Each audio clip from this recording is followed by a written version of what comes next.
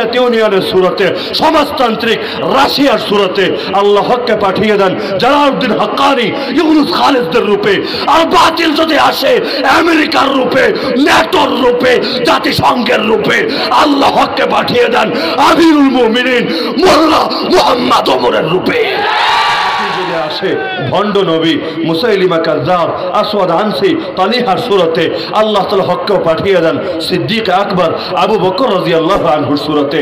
বাতিল যদি আসে শিয়ার রূপে, রাফেজের রূপে, খারিজির রূপে, মুতাজিলার রূপে, জাহমিয়ার রূপে, কাদরিয়ার রূপে, হক চলে আসে ইমাম আজম, ইমাম আবু হানিফা, ইমাম আহলে সুন্নাহ, ইমাম আহমদ বিন হাম্বলের রূপে। বাতিল যদি আসে রাজা দাহিরের রূপে, আল্লাহ হককেও পাঠিয়ে দেন মুহাম্মদ বিন কাসিমের রূপে। বাতিল যদি আসে রাজা গৌর গোবিন্দর রূপে, আল্লাহ তাআলা হককেও পাঠিয়ে দেন শাহজালাল, শাহপরান, মুজাররাদ ইয়ামানের রূপে। বাতিল যদি আসে আস্তে আস্তে যদি তারা নতুন যুগে এসে এই নতুন পৃথিবীতে তারা আসে ব্যবসায়ী রূপে, ইস্ট ইন্ডিয়া কোম্পানি রূপে, ব্রিটিশ বেনিয়া রূপে, আল্লাহ তাআলা তারপরও হককে নিঃস্ব ফেলে রাখেন না। আল্লাহ হককে পাঠিয়ে দেন শাহ আব্দুল আজিজ মুহাদ্দিস দেহলভী, সৈয়দ আহমদ শহীদ বেরেলভী, শাহ ইসমাইল শহীদ থেকে শুরু করে হুজ্জাতুল ইসলাম কাসেম নানতবী, শেখুল হিন্দ মাহমুদ হাসান দেওবন্দি, শেখুল আরবি ওয়াল আজম হুসাইন আহমদ মাদানী, শেখুল তাফসীর আহমদ আলী লাহোরী, হাফেজ জামিন শহীদের রূপে। আর বাতিল যদি আসে সোভিয়েত ইউনিয়নের সুরতে, সমাজতান্ত্রিক রাশিয়ার সুরতে, আল্লাহ হককে পাঠিয়ে দেন জালালউদ্দিন হাক্কানি, ইউনুস খালিদদের রূপে। আর বাতিল যদি আসে আমেরিকার রূপে, ন্যাটোর রূপে, জাতিসংঘের রূপে, আল্লাহ হককে পাঠিয়ে দেন আমিরুল মুমিনিন মোল্লা মুহাম্মদ ওমরের রূপে। আউযু বিল্লাহি মিনাশ শাইতানির রাজীম। বিসমিল্লাহির রহমানির রহিম। আলা ইন্না আউলিয়া আল্লাহি লা খাউফুন আলাইহিম ওয়ালা হুম ইয়াহজানুন। আল্লাযীনা আমানু ওয়া কানু ইয়াত্তাকুন লাহুমুল বুশরা ফিল হায়াতিদ দুনিয়া ওয়া ফিল আখিরাহ লা তাবদীলা লিকালিমাতিল্লাহ যালিকা হুয়াল ফাওজুল আযীম। ওয়ালা ইয়াহযুনকা কাওলুহুম ইন্নাল ইজ্জাতা লিল্লাহি জামিআ হুয়াস সামিউল আলীম। وقال تعالى إذا جاءك المنافقون قالوا نشهد إنك لرسول الله والله يعلم إنك لرسوله والله يشهد إن المنافقين لكاذبون. وقال النبي صلى الله عليه وسلم من قال لا إله إلا الله وكفر بما يعبد من دون الله حرم ماله ودمه وحسابه على الله. وقال أصحاب محمد رضي الله عنهم نحن الذين بايعوا محمدا على الجهاد ما بقينا أبدا. وقال عبد الله بن المبارك يا عابد الحرمين لو أبصرتنا لعلمت أنك في العبادة تلعب. آمنت بالله صدق الله العلي العظيم وبلغنا رسوله النبي الكريم ونحن على ذلك لمن الشاهدين والشاكرين والعاقبة للمؤمنين والمتقين والمجاهدين والحمد لله رب العالمين। মেহেরপুর জেলায় অবস্থিত মদিনাতুল উলুম কওমি মাদ্রাসার পক্ষ থেকে আয়োজিত আজকের এই বার্ষিক ইসলামী সম্মেলনের সম্মানিত সভাপতি, উপস্থিত আমার সেরাতাজ ওয়াজিবুল ইহতারাম উলামায়ে কেরাম, এলাকার গণ্যমান্য মুরব্বীগণ, স্থানীয় এবং দূর দূরান্ত থেকে আগত দ্বীনের, ঈমানের ও শাহাদাতের চেতনাধারী প্রিয় তাওহীদি জনতা এবং পর্দার আড়ালে থাকা মা ও বোনেরা, দ্বীন রক্ষার দুর্গ হলো এক একটি মাদ্রাসা। এই মাদ্রাসাগুলো যতদিন পর্যন্ত সুরক্ষিত থাকবে এবং সহি মানহাজের উপর প্রতিষ্ঠিত থাকবে, আল্লাহ চাইলে ইনশাআল্লাহ চিরকাল তারা আল্লাহ তাআলার কিতাব এবং তার রাসূলের সুন্নাহকে হেফাজত করেই যাবে ইনশাআল্লাহ। তো এই ধরনের একটি মাদ্রাসার পক্ষ থেকে আয়োজন করা হয়েছে আজকের ইসলামী মহাসম্মেলনের। আল্লাহ তাআলা এই প্রতিষ্ঠানের সঙ্গে যারা যেভাবে খেদমতে জড়িত আছে, আল্লাহ তাআলা সবাইকে কবুল করে নিন। বিশেষ করে যে হাফেজ ছাত্ররা আজকে সম্মানের পাগড়ি গ্রহণ করলো, আল্লাহ তাআলা তাদেরকে কোরআনের প্রকৃত খাদেম হিসাবে কবুল করে নিন।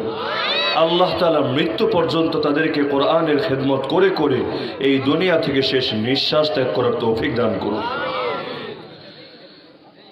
কিয়ামত যত নিকটে আসবে, পৃথিবীর মধ্যে ফিতনা যত বেড়ে যাবে, দ্বীন হেফাজতের গুরুত্ব তত বেশি বাড়তে থাকবে। এ কারণে রাসূলুল্লাহ সাল্লাল্লাহু আলাইহি ওয়াসাল্লাম তার সময় বলে গিয়েছিলেন, ইন্নাল ইসলাম বাদা গরিবা, নিশ্চয় ইসলাম যখন যাত্রা করে, ইসলাম যখন সূচিত হয়, সেই সময় অবস্থাটা এমন ছিল, হকটাই ছিল অপরিচিত, আর মানুষের কাছে গলত যেটা, ভুল যেটা, জাহেলিয়াত যেটা, শিরিক যেটা, সেটাই ছিল প্রতিষ্ঠিত, সেটাই ছিল মূলধারা। আল্লাহ রাসূল সাল্লাল্লাহু আলাইহি ওয়াসাল্লাম যখন মানুষের কাছে হকের দাওয়াত নিয়ে আসলেন, মানুষ তার কদর করবে তো দূরের কথা, মানুষ তার মূল্যায়ন করবে তো দূরের কথা, মানুষ তাকে পেয়ে তার সামনে নিজেকে সঁপে দেবে তো দূরের কথা। আরে মদিনার অলিতে গলিতে এই মানুষটার বিরুদ্ধে ব্যঙ্গাত্মক মন্তব্য তারা করত, এমনকি মানুষটার গায়ে হাত তুলতে পর্যন্ত ওরা দ্বিধা করতো না। সেই যুগের যে গালিগুলো প্রসিদ্ধ ছিল, সেই গালিগুলো নবী সাল্লাল্লাহু আলাইহি ওয়াসাল্লামকে নিয়মিত দেওয়া হতো। কখনো বলা হতো জাদুঘর, কখনো বলা হতো কবি, কখনো বলা হতো জ্যোতিষী, কখনো বলা হতো মানুষের মধ্যে পার্থক্যকারী। এভাবে সেই যুগের খারাপ খারাপ বিশেষণগুলো আল্লাহ রাসূল সাল্লাল্লাহু আলাইহি ওয়াসাল্লামের নামের সঙ্গে তারা যোগ করে দিত। এমনকি বাইরে থেকে কোনো মানুষ যদি হজ করার জন্য, উমরা করার জন্য সেই মক্কা শরীফে প্রবেশ করত, মক্কার অলিতে গলিতে তারা নিজেদের ছেলেদেরকে দাঁড় করিয়ে দিত। যেই লোকটাই বাইরে থেকে আসবে তাকে সতর্ক করে দিবা, খবরদার এই জনপদের মধ্যে একটা খারাপ লোক আছে, যে পাগল, যে জাদুঘর, তার কাছে ভুলেও যাওয়া যাবে না। যদি যাও, জাদু করে তোমাদেরকে তোমাদের ফ্যামিলি থেকে আলাদা করে ফেলবে, তোমাদের সমাজ থেকে আলাদা করে ফেলবে, তোমরা সমাজ বিচ্ছিন্ন হয়ে যাবা, মূল ধারা থেকে বিচ্যুত হয়ে যাবা, মানুষের চোখে খারাপ হয়ে যাবা, মানুষ তোমাদেরকে চরমপন্থী ভাববে, মানুষ তোমাদেরকে সমাজের জন্য ক্ষতিকর ভাববে, যার কারণে তার থেকে সতর্ক থাকবা। আর যেই মানুষকে আল্লাহ তাআলা এই সকল মাখলুকের মধ্যে সবচাইতে বেশি সম্মানিত বানিয়েছেন, এমনকি গোটা আসমান আর জমিন এবং এর মধ্যে যা কিছু আছে সব কিছুকে যদি এক পাল্লায় রাখা হয়, এই নবীকে আর এক পাল্লায় রাখা হয়, নবীর পাল্লা আল্লাহর কসম বেশি ভারী হয়ে যাবে। যেই মানুষটার দাম এত বেশি, এমনকি রবের আরশের চাইতেও আল্লাহ রাসূল সাল্লাল্লাহু আলাইহি ওয়াসাল্লামের দাম বেশি। কারণ রবের আরশ হলো একটা মাখলুক, আর সকল মাখলুকের মধ্যে সবচাইতে সম্মানিত ব্যক্তিত্ব যিনি, তিনি হলেন মুহাম্মদুর রাসূলুল্লাহ সাল্লাল্লাহু আলাইহি ওয়াসাল্লাম। এই মানুষটার জীবনের মধ্যে নবুয়তের দাওয়াত শুরু করার পর এমন একটা দিন অতিবাহিত হয় নাই যেই দিনটা দুনিয়ার কাফের মুশরিকরা, যেই দিনটাতে ইসলাম বিদ্বেষীরা তাকে সুখে থাকতে দিয়েছে, তাকে নির্বিঘ্নে দাওয়াত দিতে দিয়েছে, তাকে আল্লাহর জমিন, আল্লাহর কথা বলতে দিয়েছে। রাসূলুল্লাহ সাল্লাল্লাহু আলাইহি ওয়াসাল্লামকে বিরক্ত করা, নির্যাতন করা যত উপায় ছিল কোনোটাকেই তারা হাতছাড়া করতে চায়নি। কখনো গুপ্ত হত্যার চেষ্টা করেছে, কখনো ঘর চতুর্দিক থেকে ঘিরে রেখেছে, খালি মুহাম্মদ সকালবেলা বের হোক সবাই মিলে ধরে ওরা জবাই করে ফেলবো। কখনো তার আপন জনদেরকে শহীদ করেছে। ইসলামের প্রথম শহীদ ছিল একজন নারী যার নাম সুমাইয়া রাদিয়াল্লাহু তাআলা আনহা। এমনকি আল্লাহ রাসূলের আপন চাচা হামজাকে 70 টুকরা করা হয়েছে, এমনকি তার বুক চিরে কলিজা বের করে চিবিয়ে খেয়েছে আবু সুফিয়ানের স্ত্রী হিন্দা। তো এত বেশি নির্যাতন করেছে এই মানুষটার উপর। অপরাধ একটাই, তিনি কেন আল্লাহর জমিনে আল্লাহর কথা বলেন, তিনি কেন আল্লাহর জমিনে আল্লাহর দ্বীন কায়েম করতে চান, তিনি কেন এই পৃথিবী থেকে শিরককে, কুফরকে, জাহেলিয়াতকে ঝেঁটিয়ে বিদায় করতে চান, এটাই হলো তার অপরাধ। আবু তালেবের মৃত্যুর পর রাসূলুল্লাহ সাল্লাল্লাহু আলাইহি ওয়াসাল্লাম একদিন কাবার প্রাঙ্গণে দাঁড়িয়ে সালাত আদায় করছেন। এমন সময় হঠাৎ করে এক মালাউন মুশরিক এসে দেখলো মুহাম্মদ একাকী নামাজ আদায় করছে। সে ভাবলো আজকেই তো সুযোগ, ওর মাথার উপর থেকে ছায়া সরে গেছে, আবু তালেব মৃত্যুবরণ করেছে, এখন যদি ওরে ধরে আজকে এখানে মেরে ফেলি আমাদের হাত থেকে বাঁচানোর কেউ নাই, তাহলে আজকে এই চান্স কোনোভাবেই মিস করা যাবে না। সে এসে সে সালাতরত অবস্থায় রাসূলুল্লাহ সাল্লাল্লাহু আলাইহি ওয়াসাল্লামের উপর ঝাঁপিয়ে পড়ল, নিজের চাদরটা খুলে রাসূলের গলায় পেঁচিয়ে তাকে শ্বাসরুদ্ধ করে হত্যা করার জন্য চেষ্টা করতে লাগলো। যখন আশপাশ থেকে অন্যান্য সাধারণ মুশরিকরা দেখলো নেতা চলে গেছে মুহাম্মদকে হত্যা করার জন্য, তারা ভাবলো এই সুযোগ হাতছাড়া করব কেন, আজকে যদি নেতার সঙ্গে হাতে হাত রেখে সবাই মিলে মুহাম্মদকে হত্যা করতে পারি সবাই আমাদেরকে সম্মানের চোখে দেখবে, এরা হলো বীর পুরুষ, কারণ এরা মুহাম্মদকে দুনিয়া থেকে হত্যা করেছে। এ কারণে সবাই এসে এখন একজন একজন করে মুহাম্মদুর রাসূলুল্লাহ সাল্লাল্লাহু আলাইহি ওয়াসাল্লামের উপর ঝাঁপিয়ে পড়ল। সর্বযুগের সর্বশ্রেষ্ঠ মহামানব যিনি, তার উপর নির্যাতন করতে থাকলো। কেউ গিয়ে চর দিচ্ছে, কেউ গিয়ে কিল ঘুষি মারছে, কেউ গিয়ে তার জামা ধরে টানা হ্যাচড়া করছে, কেউ গিয়ে ধাক্কা দিয়ে তাকে দেয়ালের সঙ্গে আঘাত করে আহত করতে চাচ্ছে। এক একজন এক একভাবে নির্যাতন করতে চাচ্ছে, উদ্দেশ্য যে কোনোভাবে আজকে মুহাম্মদকে বিদায় করতে হবে। আর ওর মাথার উপর ছায়া তো নাই, আবু তালেব তো নাই, তো সম্প্রদায়ের কোন নেতা ওর পক্ষে দাঁড়াবে? সবাই তো শিরকের পক্ষে, সবাই তো জাহেলিয়াতের পক্ষে। আজকে ওকে মারলে এই মারার কোনো বিচারও হবে না। দুনিয়াতে কি হকের পক্ষে যারা কথা বলে, তাদেরকে যারা নির্যাতন করে, তাদেরকে যারা হুমকি ধমকি দেয়, ওদের কি বিচার হয়? কয়জনের হয়? ওলামায়ে কেরামের বিরুদ্ধে যারা হুমকি ধমকি দেয়, ওলামায়ে কেরামকে নিয়ে যারা কটূক্তি করে, ব্যঙ্গাত্মক মন্তব্য করে, এমনকি মেরে ফেলার হুমকি দেয়, আহত করার হুমকি দেয়, কি মনে হয় তাদের নামে উস্কানিমূলক মামলা কখনো দায়ের করা হয়? এগুলো তো সব কাফের মুশরিকদের জন্য বরাদ্দ, নাস্তিক বেঈমানদের জন্য বরাদ্দ। ওদের একটা মর্যাদা আছে, ওদের মর্যাদায় আঘাত করলে আপনাকে সাম্প্রদায়িক উস্কানিমূলক বক্তব্য দেওয়ার কারণে আপনার বিরুদ্ধে মামলা দায়ের করা হবে। আর ওলামায়ে কেরামের তো কোনো মান সম্মান নাই, তাদের তো কোনো ইজ্জত মর্যাদা নাই, যে মনে চায়। আর 2 পয়সার একটা লোকও এসে ওলামায়ে কেরামের বিরুদ্ধে বড় গলায় কথা বলতে কোনো দ্বিধা করে না, কারণ ভাবে এরা তো মিসকিন, এরা তো নিঃস্ব, এরা তো অসহায়, ওদেরকে যা ইচ্ছা তাই বলা যায়, ওদেরকে বললে কারো কাছে কোনো কৈফিয়তই দেওয়া লাগে না। এমনকি এমন এক যুগে চলে এসেছি দেশ থেকেই বের করে দেওয়ার হুমকি নিয়মিতই দেওয়া হয়। কখনো বলা হয় পাকিস্তান চলে যেতে, কখনো বলা হয় আফগানিস্তান চলে যেতে। ভাবটা এমন, পাকিস্তান আর আফগানিস্তানে থাকবে শুধু আল্লাহর বান্দারা, আর সব নাস্তিক বেঈমান মুশরিক আর মুরতাদগুলো থাকবে মনে হয় বাংলায়। ভাবটা এমন, বাংলা মনে হয় ওদের বাপের জায়গা। এই বাংলার জমিনটা কি মুসলমানরা কি ভেসে এসেছে এখানে? ওলামায়ে কেরাম কি এখানে আগাছার মতো জন্মেছে? আরে আল্লাহ তাআলা এই জমিনের স্রষ্টা এবং মালিক, আর আমরা হচ্ছে সেই আল্লাহর বান্দা। শুধু তার বান্দাই না, বরং তার প্রতিনিধি। আর এই জমিনে স্টে করার হক আমাদেরকে দিয়েছেন স্বয়ং আল্লাহ নিজে। আরে তোর কি হক আছে তুই আগে বল। আল্লাহরই মানুষ না? জমিন তো আল্লাহ, আল্লাহর জমিনে থেকে আল্লাহরই মানুষ না?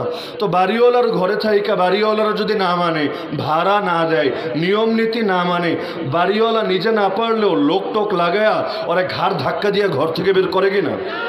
নাকি মেহেরপুরে করে না?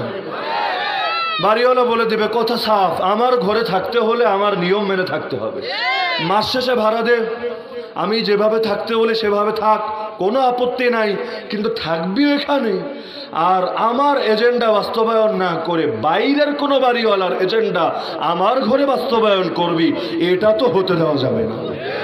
আমার আল্লাহ সূরা আর রহমানে তো নিজেই চ্যালেঞ্জ দিয়েছেন, ইয়া মাশারাল জিন্নি ওয়াল ইনস, হে জিন জাতি আর মানুষ জাতি শোনো, ইন ইসতাতাতুম আন তানফুযু মিন আকতারিস সামাওয়াতি ওয়াল আরদি ফানফুযু, যদি তোমরা আসমান আর জমিনের বর্ডার ক্রস করতে পারো করো, কোনো আপত্তি নাই। ছাড়ো আসমান, ছাড়ো জমিন, বেরিয়ে যাও পৃথিবী থেকে, কোনো আপত্তি নাই। কিন্তু আমার আল্লাহ চ্যালেঞ্জ দিয়েছেন, 1450 বছর অতিবাহিত হয়ে গেল, একটা লোকও কিন্তু পৃথিবীর বর্ডার ছাড়ে নেই। অথচ আল্লাহ বলেছেন তোদের এত পাওয়ার থাকলে, এত হাডম থাকলে জমিন ছাড়, বাইরে চইলা যা, যেখানে গিয়ে তোদের ক্ষমতা প্রযোজ্য হয় আল্লাহর ক্ষমতা ছাড়া, সেখানে গিয়ে তোরা তোদের নিজস্ব মিশন বাস্তবায়ন কর। কিন্তু আল্লাহর জমিনে থাকতে হলে আল্লাহরে মেনেই থাকা লাগবে। আর যদি আল্লাহর জমিনেও থাকবা, আল্লাহরে মেনেও থাকবা না, অবস্থা যদি এরকম হয়, তাহলে আল্লাহ সাময়িকভাবে ছাড় দিতে পারেন, তবে মনে রেখো আল্লাহ অপরাধীদেরকে ছেড়ে দেন না।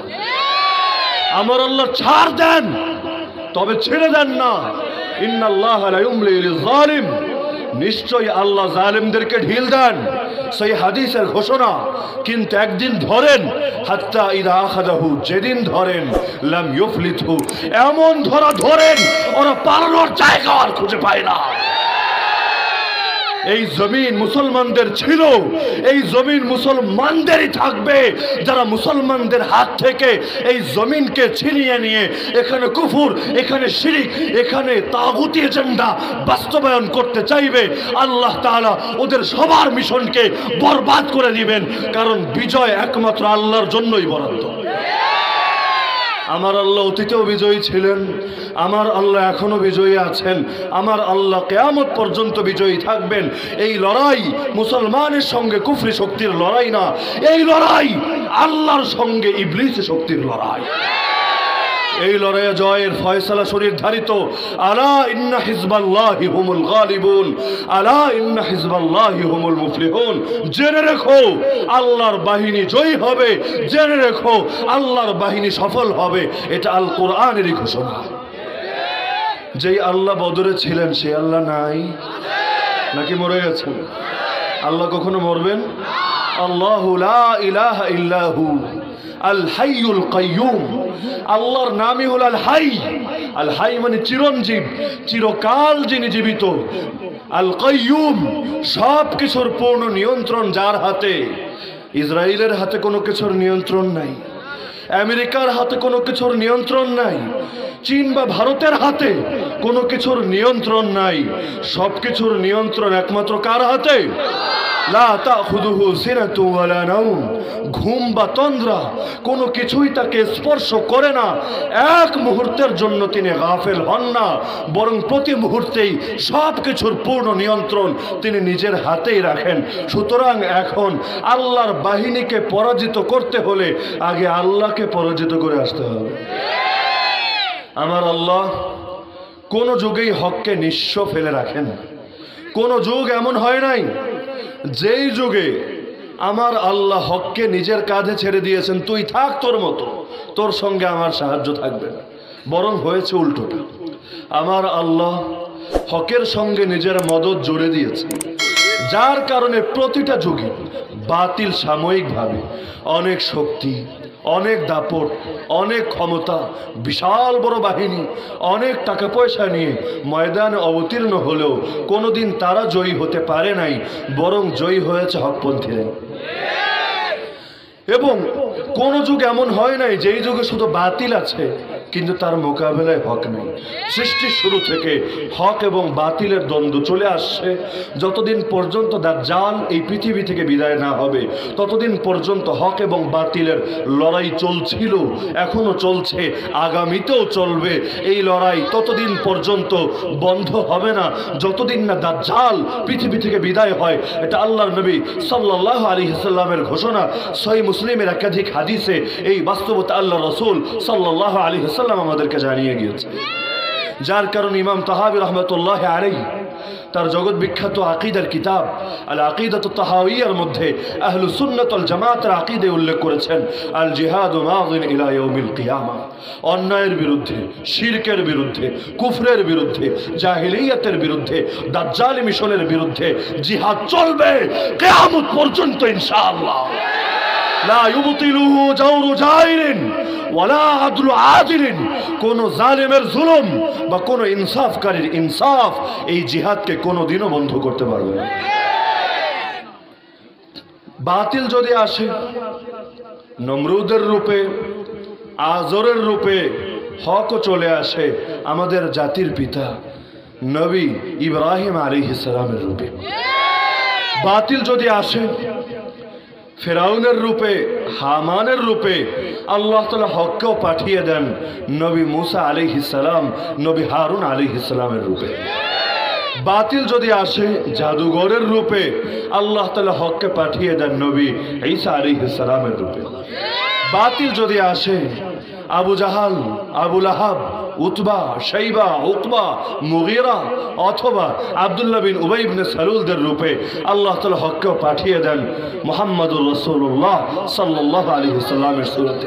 বাতিল যদি আসে ভণ্ড নবী মুসাইলিমা কাযযাব, আসওয়াদ আনসি, তালিহার সূরতে, আল্লাহ তাআলা হককেও পাঠিয়ে দেন সিদ্দিক আকবর আবু বকর রাদিয়াল্লাহু আনহুর সূরতে। বাতিল যদি আসে শিয়ার রূপে, রাফেজের রূপে, খারিজির রূপে, মুতাজিলার রূপে, জাহমিয়ার রূপে, কাদরিয়ার রূপে, হকও চলে আসে ইমাম আজম, ইমাম আবু হানিফা, ইমাম আহলে সুন্নাহ, ইমাম আহমদ বিন হাম্বলের রূপে। বাতিল যদি আসে রাজা দাহিরের রূপে, আল্লাহ হককেও পাঠিয়ে দেন মুহাম্মদ বিন কাসিমের রূপে। বাতিল যদি আসে রাজা গৌর গোবিন্দর রূপে, আল্লাহ তাআলা হককেও পাঠিয়ে দেন শাহজালাল, শাহপরান, মুজাররাদ ইয়ামানের রূপে। বাতিল যদি আসে আস্তে আস্তে, যদি তারা নতুন যুগে এসে এই নতুন পৃথিবীতে তারা আসে ব্যবসায়ী রূপে, ইস্ট ইন্ডিয়া কোম্পানি রূপে, ব্রিটিশ বেনিয়া রূপে, আল্লাহ তাআলা তারপরও হককে নিঃস্ব ফেলে রাখেন না। আল্লাহ হককে পাঠিয়ে দেন শাহ আব্দুল আজিজ মুহাদ্দিস দেহলভী, সৈয়দ আহমদ শহীদ বেরলভী, শাহ ইসমাইল শহীদ থেকে শুরু করে হুজ্জাতুল ইসলাম কাসেম নানতবী, শেখুল হিন্দ মাহমুদ হাসান দেওবন্দি, শেখুল আরবি ওয়াল আজম হুসাইন আহমদ মাদানী, শেখুল তফসির আহমদ আলী লাহোরি, হাফিজ জামিন শহীদের রূপে। আর বাতিল যদি আসে সোভিয়েত ইউনিয়নের সূরতে, সমাজতান্ত্রিক রাশিয়ার সূরতে, আল্লাহ হককে পাঠিয়ে দেন জালালউদ্দিন হাক্কানি, ইউনুস খালিদদের রূপে।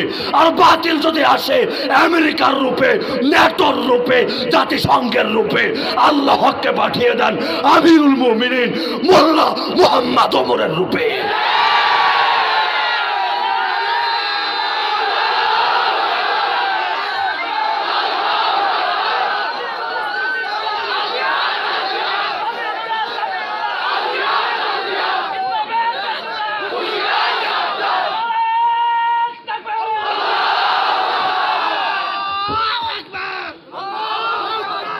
আল্লাহ অতীতেও হককে নিঃস্ব করে দেননি, সুতরাং আমাদেরও মনোবল হারানোর কোনো কারণ নাই যে এই যুগে এসে হক মনে হয় নিঃস্ব হয়ে যাবে।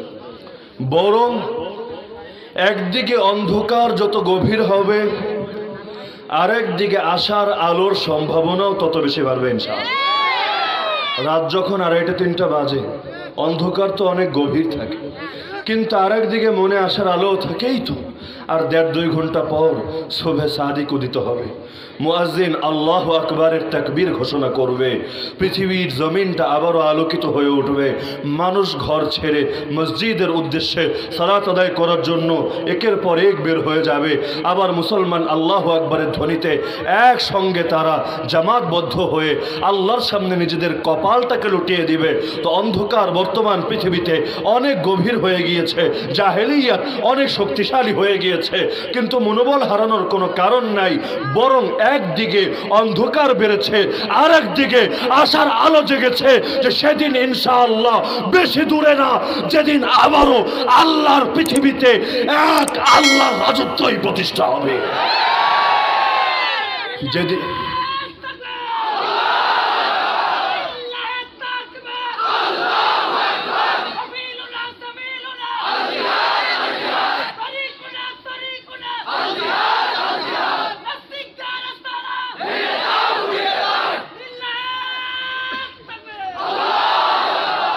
বর্তমান পৃথিবীতে মুসলমানদের উপর জুলুম আর নির্যাতন দেখে আপনারা কি মনোবল হারিয়ে ফেলেছেন?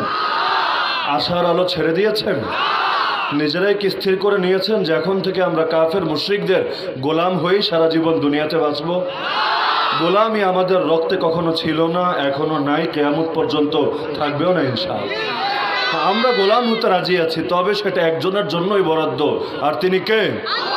আমরা আল্লাহর গোলাম, এই পরিচয় আমাদের জন্য গর্বের। কিন্তু আল্লাহকে ছেড়ে দিয়ে অন্য কারো গোলাম হওয়াটা, মানুষ হয়ে মানুষের গোলামি করাটা আমাদের জন্য বড় লজ্জা। সাহাবায়ে কেরাম এক অঞ্চল থেকে আরেক অঞ্চলে যেতেন, আর গিয়ে তারা বলতেন আল্লাহু ইবতাআসানা, আল্লাহ আমাদেরকে পাঠিয়েছেন লিনুখরিজা মান শাআ মিন ইবাদাতিল ইবাদ ইলা ইবাদাতি রাব্বিল ইবাদ, আমরা যেন মানুষকে মানুষের গোলামি থেকে বের করে সকল মানুষের রব যিনি তার গোলামির দিকে নিয়ে যেতে পারি। এটাই আমাদের মিশন, এটাই আমাদের ভিশন, এটাই হলো আমাদের জীবনের মূল লক্ষ্য আর উদ্দেশ্য। গোলামির শিকল ভাঙবে একদিন ইনশাআল্লাহ, মুসলমান আবারও জাগবে ইনশাআল্লাহ। জাতি ছিলাম শিয়ালের জাতি, সিংহের জাতি, এখন হয়ে গেছে শিয়ালের জাতি। যেহেতু শিয়ালের জাতি হয়ে গেছে, কারণে দুনিয়ার কুত্তাগুলা, নিরী কুত্তাগুলো আমগরে তারা করে বেড়ায়। ওই দেখেন না মহল্লায় মহল্লায় কুত্তাগুলো শিয়ালটা দৌড়ানি দেয়।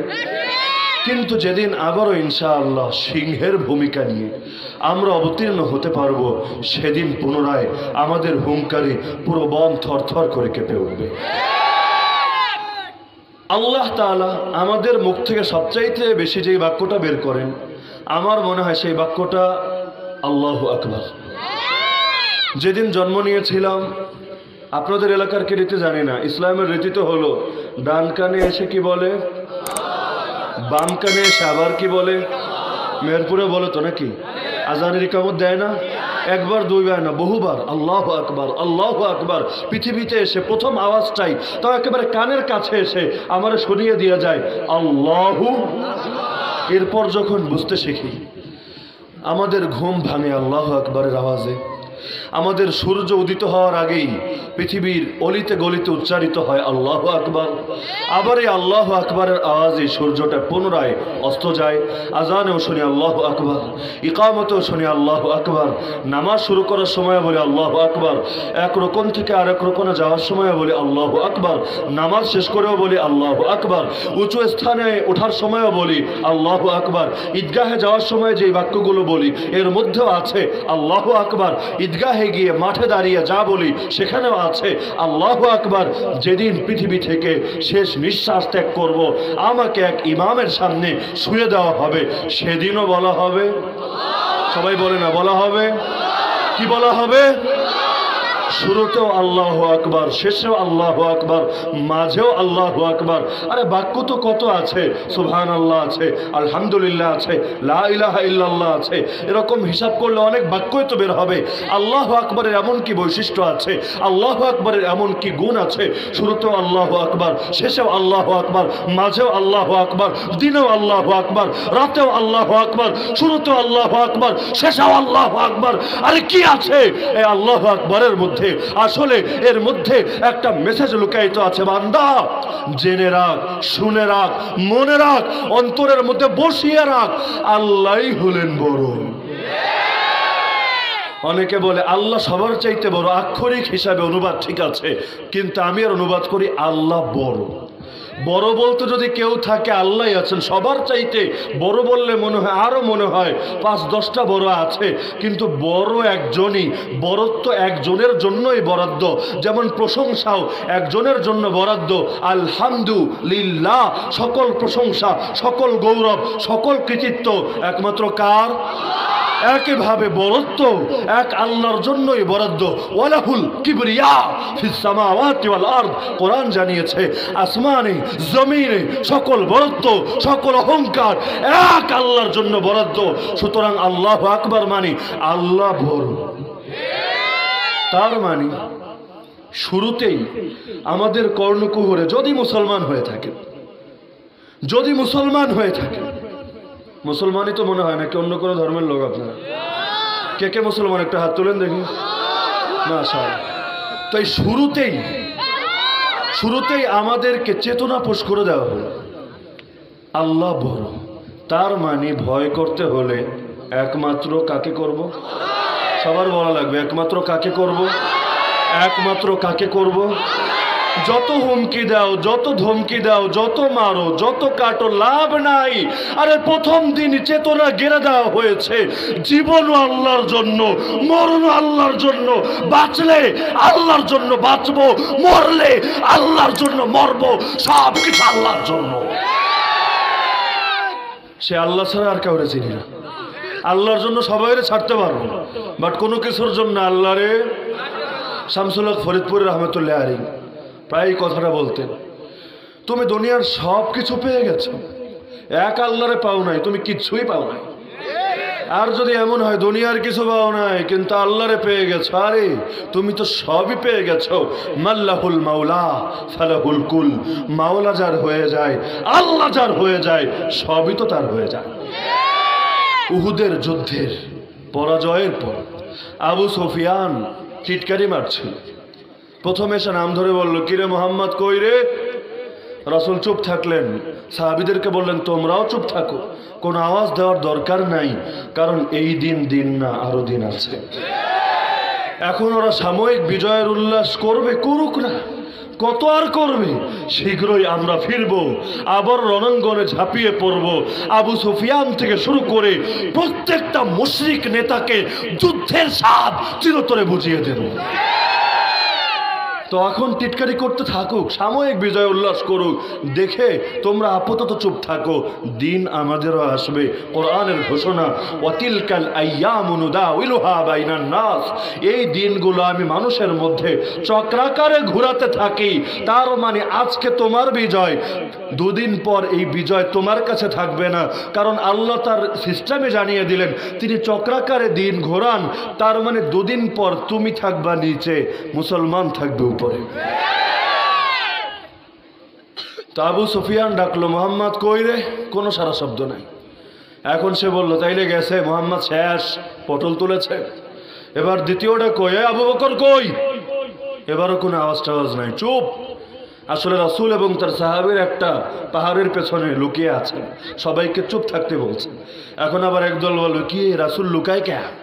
তার মানে লুকানো, লুকিয়ে থাকা, এটা তো ভয়ের বিষয়। তাইলে রাসূল কি ভয় পায়?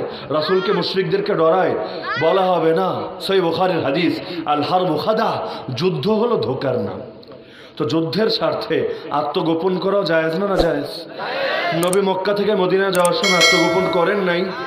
তার মানে শুধু বীরের মতো সামনে থাকাই সুন্নত না, বরং কোনো প্রয়োজনে, দিনের প্রয়োজনে, নিজের প্রয়োজনে না, দিনের প্রয়োজনে যদি নবীর মতো পাহাড়ের পেছনে যাওয়া লাগে, নবীর মতো গুহার মধ্যে ঢোকা লাগে, এটাও সুন্নত। সন্দেহ আছে নাকি? হুজ্জাতুল ইসলাম কাসেম নানুতুবি রহমতুল্লাহ আলী দারুল উলুম দেওবন্দের প্রতিষ্ঠাতা ছিলেন যিনি, সর্বপ্রথম কওমি মাদ্রাসা দারুল উলুম দেওবন্দ, এর প্রতিষ্ঠাতা ছিলেন হুজ্জাতুল ইসলাম কাসেম নানুতুবি রহমতুল্লাহ আলী। শুধু মাদ্রাসার প্রতিষ্ঠাতাই ছিলেন না, বরং ব্রিটিশ বিরোধী জিহাদের সিপাহসালারও ছিলেন।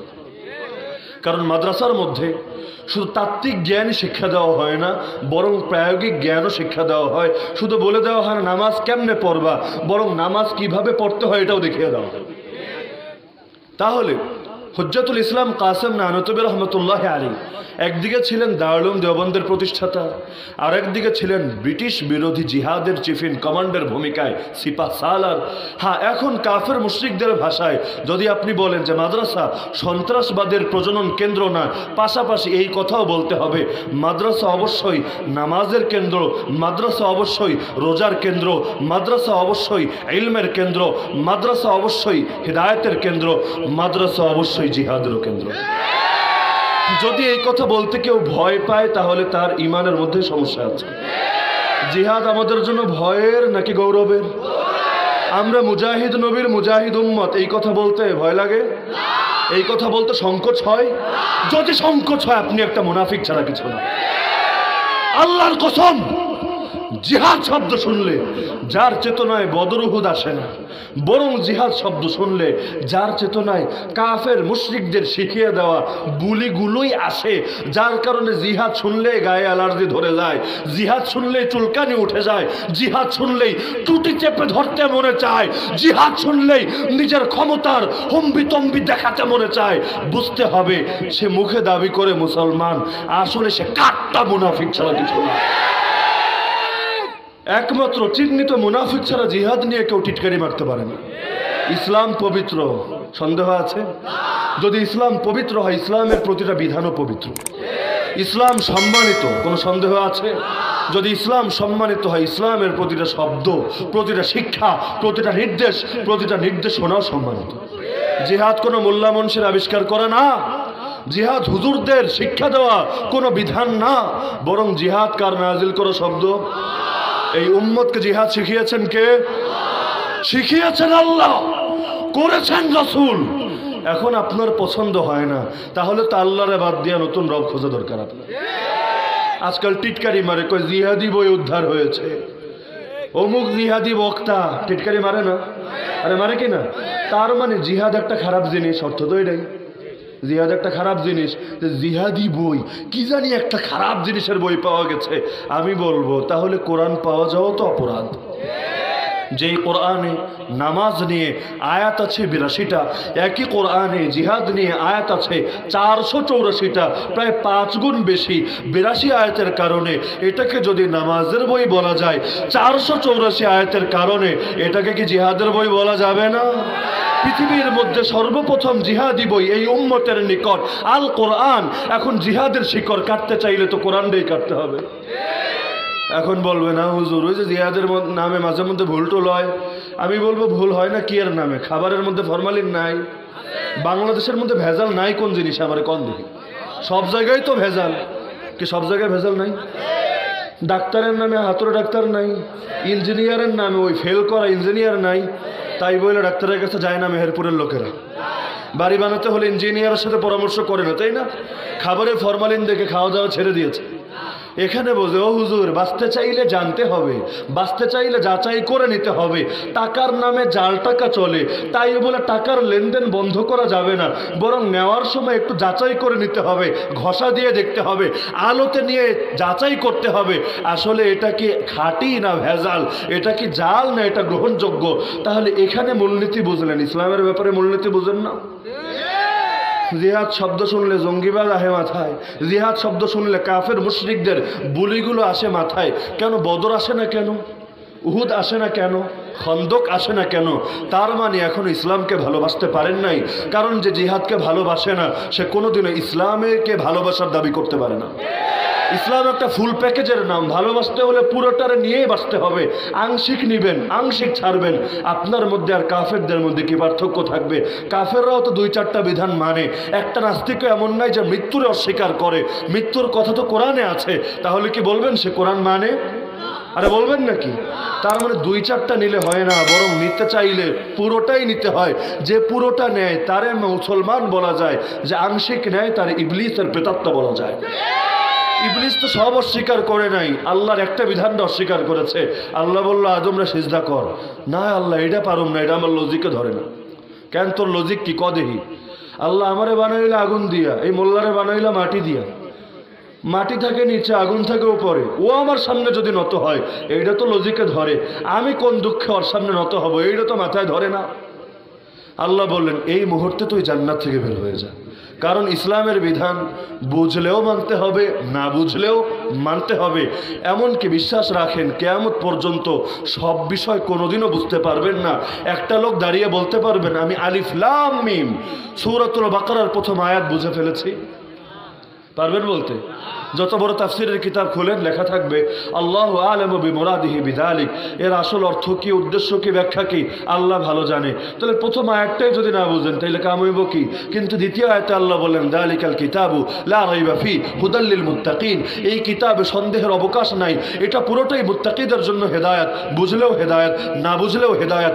আল্লাহ কিছু বিষয় এভাবে গোপন রেখেছেন যে যেন মানুষ বুঝতে পারে আমার জ্ঞান অসম্পূর্ণ। যেমন তাকদীর, ওয়াল কদরি খাইরিহি ওয়া শাররিহি মিনাল্লাহি তাআলা, ঈমান আনলাম তাকদীরের ভালো মন্দ সবকিছু আল্লাহর পক্ষ থেকে চূড়ান্তকৃত এই বিষয়ের উপর। কিন্তু তাকদীর মানে কি আমরা বুঝি? ক্লিয়ার, 100% ক্লিয়ার এটা? তারপরে তো মানি। তাহলে বুঝলেও মানতে হবে, না বুঝলেও মানতে হবে, পক্ষে গেলেও মানতে হবে, বিপক্ষে গেলেও মানতে হবে, দ্বীনের জন্য জান দেওয়া লাগলেও মানতে হবে, দ্বীনের জন্য আবু জাহালদের জান নেওয়া লাগলেও মানতে হবে। তো ইসলাম পুরোটার নাম। আপনি শুধু তয়েফকে নেবেন, বদরকে ছাড়বেন, শুধু তয়েফের চেতনা বিলি করবেন, মায়ের খাওয়া সুন্নত, যত পারো মারো, আমার বউরে তুইলে লয়ে যাও, আমার মায়ের কাপড় দিয়ে দিলাম, টানতে টানতে খুইলা ফেলাও, কোনো আপত্তি নাই, আমি সবর করব, সবর করলে আমার লগে আল্লাহ আছে, আমি তয়েফের মায়ের খাওয়া মুসলমান। যদি বলেন এই কথা তাহলে আপনি এখনো মুসলমান হতে পারেন নাই, আপনি মুনাফিক আছেন। কারণ মুসলমান শুধু তয়েফকে নেয় না, বরং মুসলমান তয়েফের সাথে মিলিয়ে বদরকেও নেয়, উহুদকেও নেয়, খন্দককেও নেয়, হুদাইবিয়াকেও নেয়, মক্কা বিজয়কেও নেয়, আল্লাহর নবীর পূর্ণাঙ্গ জীবনীটাকেই নেয়, শুধু নিজের ধান্দা বাস্তবায়ন করার জন্য আংশিক নেয় না। তাহলে বলছিলাম, ইসলাম যখন সূচনা করে, ইসলাম সেই সময়ের ইসলাম এমন একটা অবস্থার সম্মুখীন হয়েছিল যে ইসলামের বিরুদ্ধে অধিকাংশ মানুষ ছিল, ইসলামের পক্ষে খুব কম মানুষ ছিল। নবী বলেন শীঘ্রই আবার এমন অবস্থা ফিরে আসবে যেভাবে তার সূচনা হয়েছিল। শীঘ্রই মানে বহুকাল পর, তাই না? শীঘ্রই কয়শো বছরে হয়? 1400 বছরে হয় নাই? আল্লাহর নবী থেকে 1450 বছর হয়ে গেছে, এখনো কি শীঘ্রই হয় নাই? নবী বললেন আমার যুগের পর শীঘ্রই সেই সময় আসবে যখন ইসলামের অবস্থা এমন হবে যেমন প্রথম যুগে ছিল। কিন্তু শোনো, ফাতুবা লিল গুরাবা, সেই সময় সুসংবাদ আমি নবী শুনিয়ে যাচ্ছি একমাত্র তাদেরকে যারা গুরাবা, গুরাবা মানে অপরিচিত, অর্থাৎ হক অপরিচিত হয়ে গেল, যারা হককে আঁকড়ে ধরে রাখে তাদের নামই হলো গুরাবা। নবী তাদের বৈশিষ্ট্য বলে দেন, দেখো গুরাবা যারা, এরা শুধু নিজের নফল আমল নিয়ে, নিজের তাহাজ্জুদ আর জিকির আজকার নিয়ে বসে থাকে না, বরং আল্লাযীনা ইউসলিহুনা ইযা ফাসাদান নাস, যখন মানুষ নষ্ট হয়ে যায়, মানুষের সমাজ নষ্ট হয়ে যায়, এরা সমাজ সংশোধনের কাজ করে, সবার কর্ণকুহরে গিয়ে রবের আওয়াজ পৌঁছে দিতে থাকে। আমাদের কাজ পৌঁছে দেওয়া, কে মানবে আর কে মানবে না এটা দেখা তো আমাদের দায়িত্ব না। নবীকে আল্লাহ বলেছেন জমা আলা রাসূলি ইল্লাল বালাগুল মুবিন, রাসূলের দায়িত্ব শুধু সুস্পষ্টভাবে পৌঁছে দেওয়া। ইয়া আইয়ুহার রাসূল, হে রাসূল, বাল্লিগ মা উনজিলা ইলাইকা মির রাব্বিক, তোমার উপর তোমার রবের পক্ষ থেকে যা কিছু নাজিল করা হয়েছে সব পৌঁছাতে থাকো। ওয়া ইল্লাম তাফআল, যদি সব না পৌঁছাও, ফামা বাল্লাগতা রিসালাতা, রাসূল হতে পারো তোমার রিসালাতকে পৌঁছাওনি। আল্লাহু ইয়াসিমুকা মিনান নাস, আর ভয় পেও না, দিন পৌঁছাতে গেলে ঝুঁকি আছে, কিন্তু ঘাবড়ে যাওয়ার কারণ নেই মুহাম্মদ, আমি আল্লাহ নিজে তোমাকে মানুষের হাত থেকে বাঁচাবো। আরে আল্লাহ যদি আমাদেরকে না বাঁচাতেন, অন্তত বর্তমান পৃথিবীতে 21 শতাব্দীর এই পৃথিবীতে মুসলমানের নাম নিশানাও বাকি থাকতো। আল্লাহ বাঁচিয়েছেন, বাঁচাচ্ছেন বলেই এখনো জমিনের মধ্যে আছি। এমনকি যেই জামানায় মুসলমান শত শত ভাগে বিভক্ত, এই সময়েও দেখেন না যারা আমাদের কোমর ভাঙতে আসে, আল্লাহ ওদের কোমরগুলোই সমূলে ভেঙে দেন। ছোট ছোট শক্তির দিকে তাকানোর দরকার নাই, এগুলো আলোচনার বাইরে। দুনিয়ার সুপার পাওয়ার সেজে আছে যারা, দুনিয়ার পরাশক্তি হয়ে আছে যারা, ওদের পরিণতির দিকে একবার তাকান। মুসলমানের কোমর ভাঙতে এসেছে, আল্লাহর কি কুদরত! আল্লাহ এই দুর্বল মুসলমানের হাতেই, আসমানের ফেরেশতার হাতে না, এই দুর্বল মুসলমানের হাতেই ওদের কোমরটাকে ভেঙে দেখিয়ে দিয়েছেন মুসলমানের মন ভাঙার কোনো কারণ নেই। ব্রিটেন এক সুপার পাওয়ার, সোভিয়েত ইউনিয়ন আরেক সুপার পাওয়ার, এগুলো অতীত হয়ে গিয়েছে। এরপরে সুপার পাওয়ার সামনে আসলো America, the great United state of America, যেটা এখনও অর্থনৈতিকভাবে পিছিয়ে গেল, সামরিক ক্ষেত্রে বেশ অগ্রসর আছে, দুনিয়ার রাজত্ব করে যাচ্ছে। কিন্তু আল্লাহর কুদরতের দিকে তাকান, সেই ব্রিটিশরা এসেছিল হিন্দুস্তান দখল করার স্বপ্ন নিয়ে, ব্রিটিশরা আরও এসেছিল আফগানিস্তান দখল করার স্বপ্ন নিয়ে। হিন্দুস্তান এখনও ব্রিটিশদের কবলে আছে। আছে? আমরা কি এখনো ব্রিটেন সরকারের অধীনে আছি? কোথায় হারিয়ে গেল সেই ব্রিটেন? কে তাদেরকে তাড়ালো? বড় কোনো শক্তি এসে তাদের মোকাবেলা করেছিল?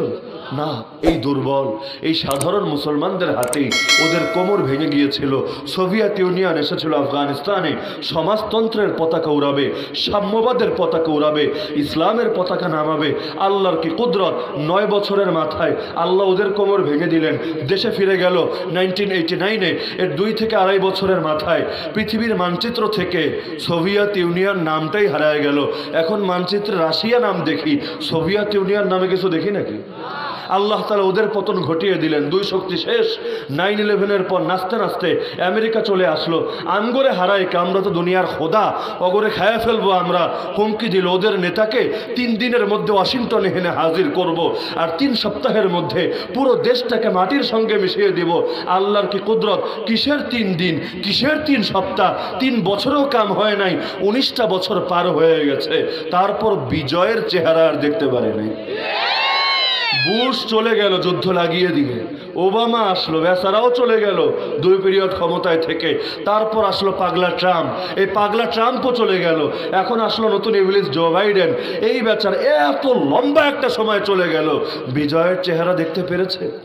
অথচ একা আসে নাই, 10 মিলে করি কাজ, হারে জিতে না হিলাজ। নিজের দোস্ত আহবাবদেরকে, প্রায় 49-এর চাইতে বেশি রাষ্ট্রকে নিয়ে এসেছে, ন্যাটোকে নিয়ে এসেছে। সবাই মিলে আমরা মুসলমানদের মোকাবেলা করব। তাও দুনিয়ার সব মুসলমান ওদের সঙ্গে খেলতে নামে নাই।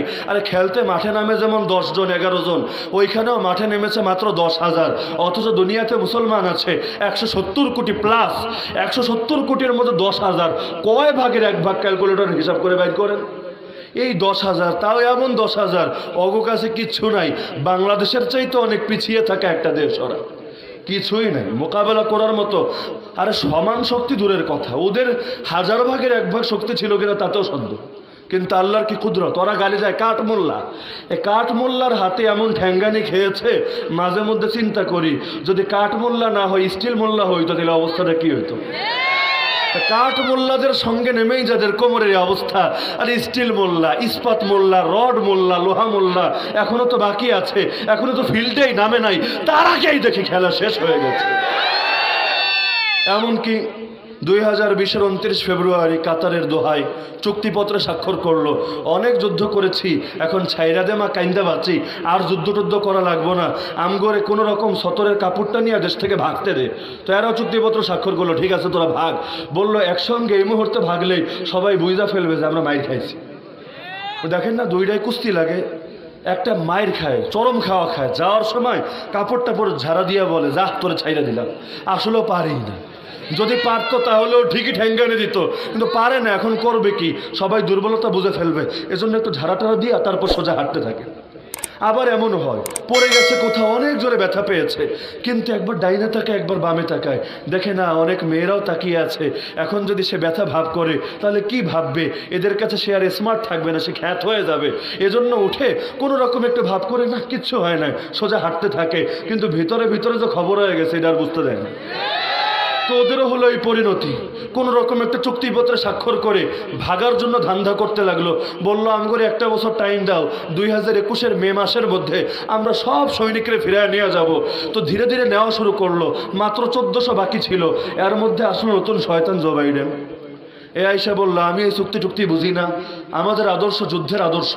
অতীতে এই ওবামাও যুদ্ধ চালু করে গেছে, ট্রাম্প পাগলা এসে যুদ্ধ বন্ধ করতে চেয়েছিল, তবে আমরা যুদ্ধ বন্ধের পক্ষে না, আমরা এই চুক্তিকে পুনর্বিবেচনা করব।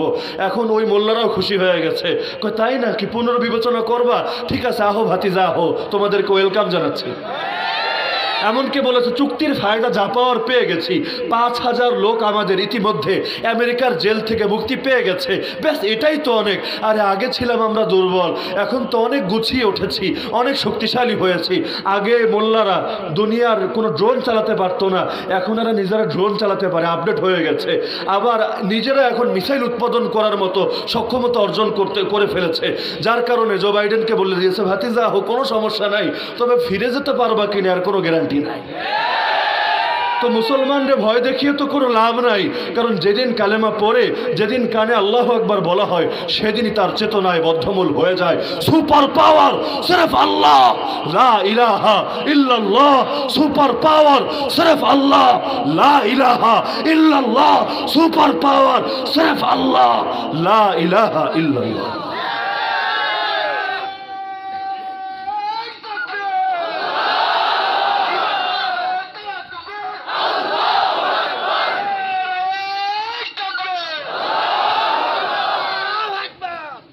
আমেরিকার কি সুপার পাওয়ার মনে হয়?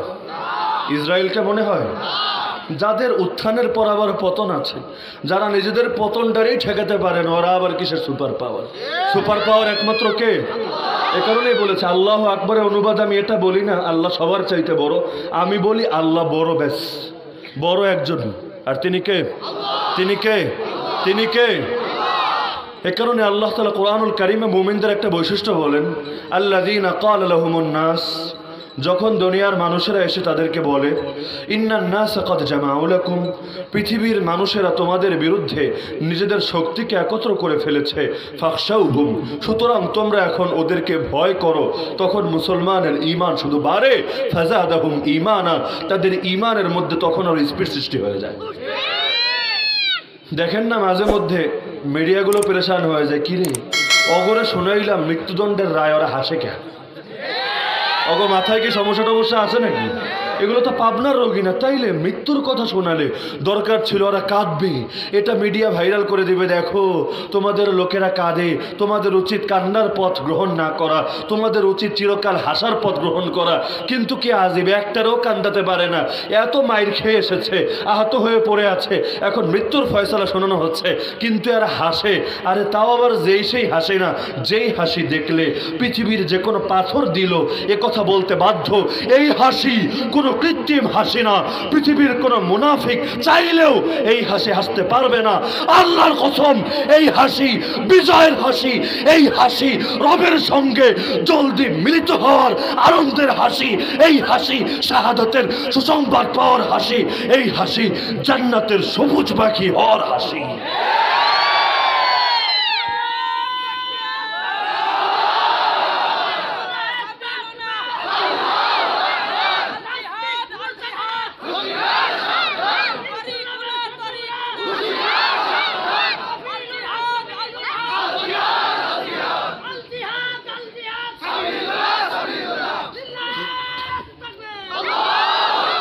আল্লাহ রসুল সাল্লাল্লাহু আলাইহি ওয়াসাল্লামের চেহারা দেখে সেই যুগের অনেক মানুষই মন্তব্য করত, এই চেহারা কোনো মিথ্যাবাদীর চেহারা হতে পারে না, এই চেহারা কোনো প্রতারক, ফ্রড বা ধোঁকাবাজের চেহারা হতে পারে না। যারা হাসিটা দেখেছেন আমাদেরকে বলেন তো, একজনের কাছেও কি কখনোই এটা মনে হয়েছে যে এই হাসি কৃত্রিম হাসি, এই হাসি ধোঁকার হাসি? বরং সবার দিলে কিন্তু সাক্ষ্য দিয়েছে না, এই হাসি এমন এক হাসি, যেই হাসি একমাত্র তারাই হাসতে পারে যারা চোখের সামনে জান্নাত দেখতে পাচ্ছে। তো বলছিলাম, মুমিনকে যখন ভয় দেখানো হয় মুমিনের ঈমান বাড়তে থাকে, ওয়াকালু, আর তারা বলতে থাকে হাসবুনাল্লাহ। কার ভয় দেখাচ্ছ আমাদেরকে? আমাদের জন্য তো এক আল্লাহই যথেষ্ট। বলছিলাম উহুদ প্রান্তরের কথা, মনে আছে তো? রাসূলরে ডাকলো সারা নাই, আবু বকররে ডাকলো সারা নাই, এবার ডাকলো ওমর রে। ওমর তো চুপ থাকার মানুষ না। আল ফারুক বাইনাল হক ওয়াল বাতিল, হক এবং বাতিলের মধ্যে পার্থক্যকারী। একা মানুষ ইসলাম গ্রহণ করার পরে তরবারি নিয়ে কাবার সামনে চলে এসেছে। এখন থেকে মুসলমান আর গোপনে ইবাদত করবে না, গোপনে গোপনে নামাজ আদায় করবে না, এখন থেকে প্রকাশ্যে করবে। কে আছিস যে নিজের মায়ের কোল খালি করতে চাও? আয় সামনে খালি। অথচ এক ওমর কিন্তু সবার বিরুদ্ধে একই টাইমে যুদ্ধ করতে সক্ষম না। যত বড় বীর হোক, কিন্তু কয়েক হাজার মুশরিক যদি একসঙ্গে ঝাঁপিয়ে পড়ে, কি মনে হয় ওমর পারবে? আরে পারবে নাকি? কিন্তু ওমরের বীরত্ব হলো, পারি বা না পারি, নিজের জীবনের শেষ প্রহর পর্যন্ত, যতক্ষণ পর্যন্ত ধমনীর মধ্যে এক ফোঁটা রক্ত বইবে, ততক্ষণ পর্যন্ত মুখ দিয়ে কোনো কাপুরুষের কথা বের হবে না। যতক্ষণ পর্যন্ত দেহের মধ্যে এক ফোঁটা রক্ত থাকবে, ততক্ষণ পর্যন্ত বীরত্বের সঙ্গে আল্লাহর নামই উচ্চারিত হবে।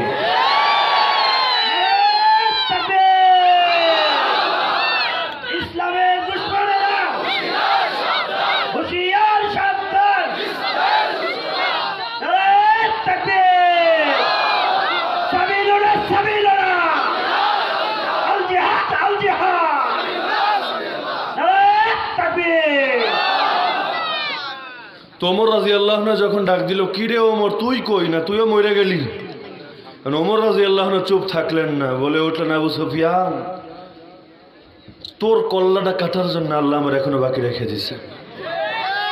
যুদ্ধে পরাজিত, লুকিয়ে আছে, সেখানে বসেও হুঙ্কার দিতে কম দিচ্ছে না। আবু সুফিয়ান, আল্লাহ আমার রেখেছে এটাও বলছে না। আবু সুফিয়ান, তোর কল্লাটা কাটার জন্য আল্লাহ আমার এখনো বাকি রেখেছে।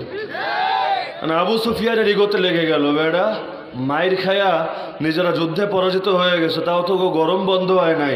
আরে শোন, আমাদের তো অনেক কিছু আছে, তোদের কি আছে?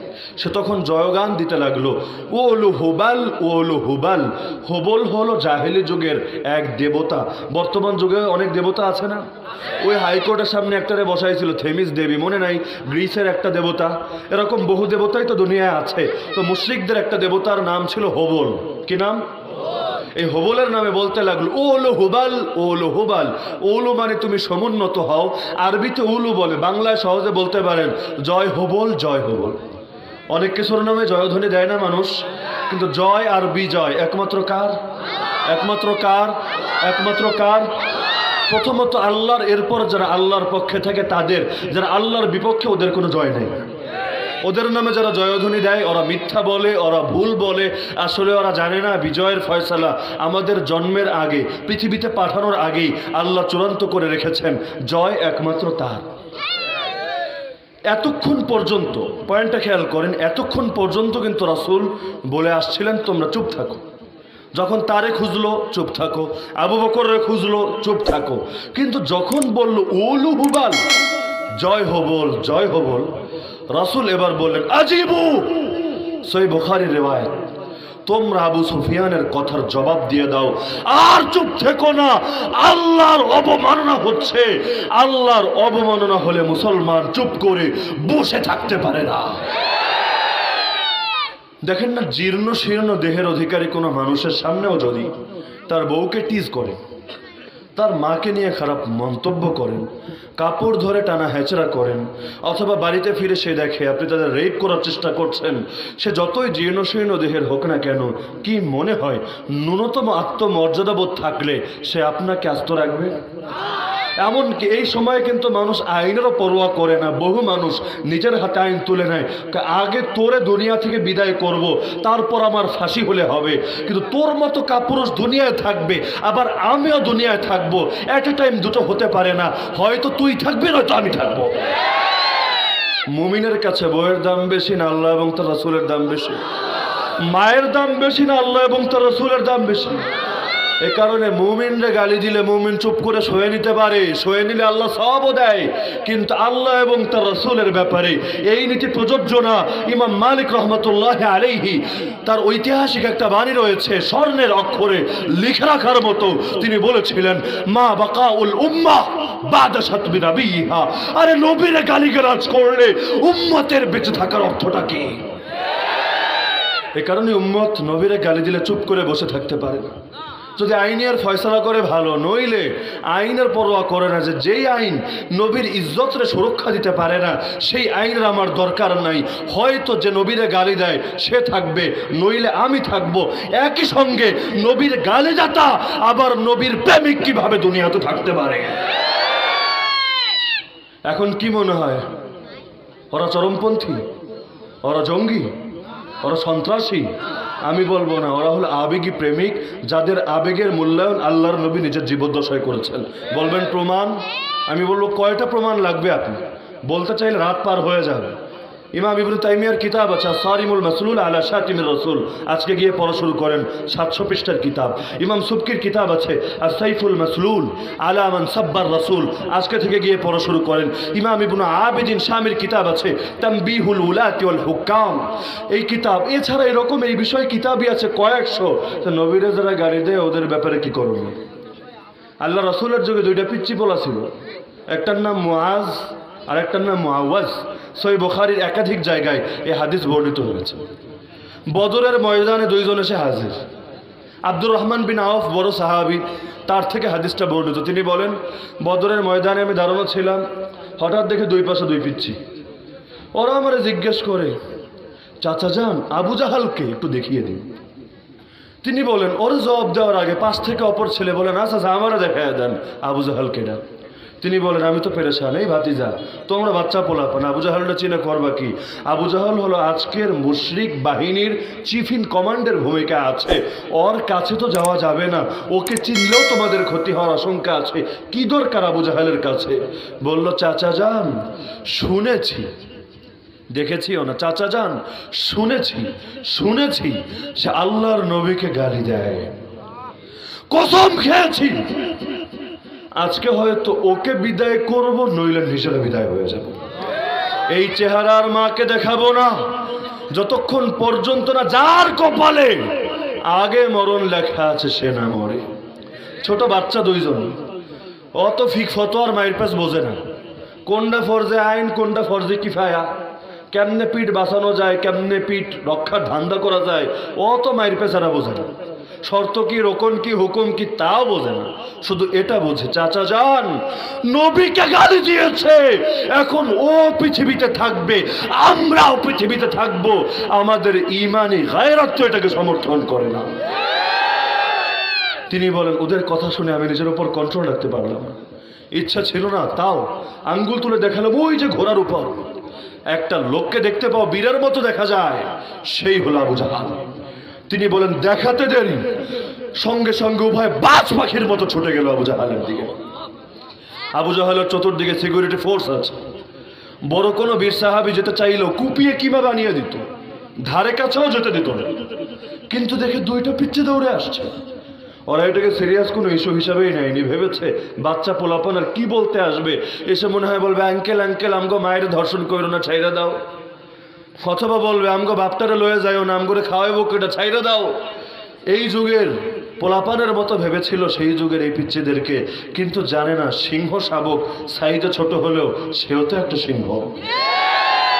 তো ওরা কিছু বুঝে ওঠার আগেই দুজনকে আবু জাহাল পর্যন্ত পৌঁছে গেল। কিন্তু আবু জাহাল তো ঘোড়ার উপর, নাগাল তো পায় না, বাঙালি মরা ঘোড়া না এগুলা, অ্যারাবিয়ান হর্স, এত উপরে কেমনে নাগাল পাবে, কেমনে কি করবে? আবু জাহালের গর্দান তো হাতের নাগালের বাইরে, লাফ দিয়েও নাগাল পাবে না। তো গিয়ে সঙ্গে সঙ্গে তড়িৎ সিদ্ধান্ত নিয়ে নিল, একজন গিয়ে ঘোড়ার পায়ে কোপ মারলো, ঘোড়ার পা গুলো কেটে গেল, আবু জাহাল উপর থেকে ছিটকে পড়লো, আর একজন গিয়ে বুকের উপর চড়ে গলার উপর খঞ্জরটা রেখে আল্লাহর নাম নিয়ে গলাটাকে দেহ থেকে আলাদা করা শুরু করলো।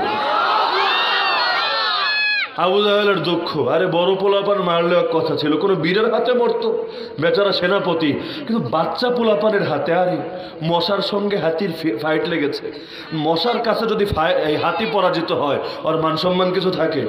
আবু জাহেল আবার মান সম্মানের ব্যাপারে খুব সচেতন। যখন ওর গলাটা দেহ থেকে আলাদা করা হচ্ছিল, আব্দুল্লাহ বিন মাসউদ এসেছিলেন গলা কেটে রাসূলের সামনে হাজির করবে, বলে গলা কাটো আপত্তি নাই, তবে উপর দিয়া না কাটে একটু নিচ দিয়া কাটে।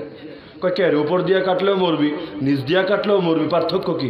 বলে, না এখানে তো আমার একার কল্যাণ, অনেকের কল্যাণ রাখা হবে, আমি তো নেতা, এখন আমার কল্লা যদি নিচ দিয়ে কাটো, সব কল্লা রাখা হলে দূর থেকে দেখা যাবে ওই দেখা যায় নেতার কেল্লা। এখন নেতার কল্লাটা দেখে সবাই একটু সশ্রদ্ধ সালাম নিবেদন করবে না? নেতার কল্লাটা এক হাত উঁচু হয়ে আছে, বোঝা যায় মরার পরও বেচারা নেতা হয়ে আছে, এজন্য বলে কাটবি আপত্তি নেই, একটু নিচ দিয়া কাট, যেন মরার পরও লোকে আমার সম্মান দেয়। দুনিয়ার লোকরা সম্মান খোঁজে, এ সকল বাহ্যিক বিষয়ের মধ্যে ফেরাউনের লাশটা এখনো আছে না? মিশরে গিয়ে দেখেছেন এমন লোক না থাকলেও অনলাইনে সার্চ করলেই পাওয়া যায় সেই ফেরাউনের মিউজিয়ামে সংরক্ষিত, মিশরে সংরক্ষিত ফেরাউনের সেই বডি। কিন্তু লাভ কি? ফেরাউনের সংরক্ষণ করতে হলে কোনো ছবিও লাগে নাই, কোনো ভাস্কর্যও লাগে নাই, কোনো মূর্তিও লাগে না, ওর পিছন দিয়া বাঁশও ভরা লাগে নাই, রডও ভরা লাগে নাই, সিমেন্টও দেওয়া লাগে নাই। আস্ত বডিটা আল্লাহ নিজ কুদরতেই বাকি রেখে দিয়েছেন। কিন্তু লাভ কি? সম্মান পেয়েছে? সম্মান তো বাঁশ দিয়ে আর রড দিয়ে খাড়া করে দিলেই পাওয়া যায় না। সম্মান তো আসে অন্তর থেকে, যে অন্তর জয় করে যায় তাকে না দেখলেও মানুষ সম্মান করে। নবীরা তো জীবনে দেখি নাই, কিন্তু নবীর প্রেম তো নিজের জীবনের চাইতেও বেশি।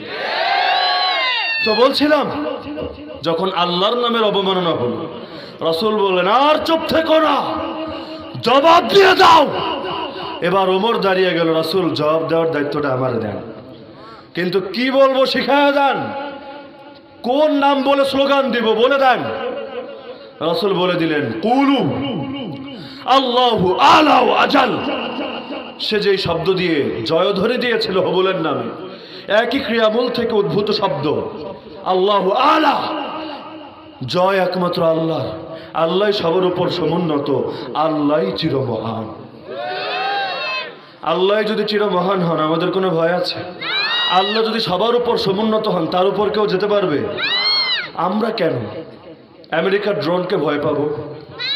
আমেরিকার ড্রোন অনেক উপর দিয়ে যায় বুঝলাম, কিন্তু কত উপর দিয়ে? আমার রবের আরশের উপর দিয়ে। ওরা তো আকাশকে অতিক্রম করতে পারে না। নীল নীল যেটা দেখা যায় সেটা তো আসলে আকাশে না, আমাদের দৃষ্টিতে মনে হয় এটা আকাশ। তো ওদের ড্রোনগুলো, ফাইটারগুলো, জেট বিমানগুলো, কেন আমরা এগুলোকে ভয় করব?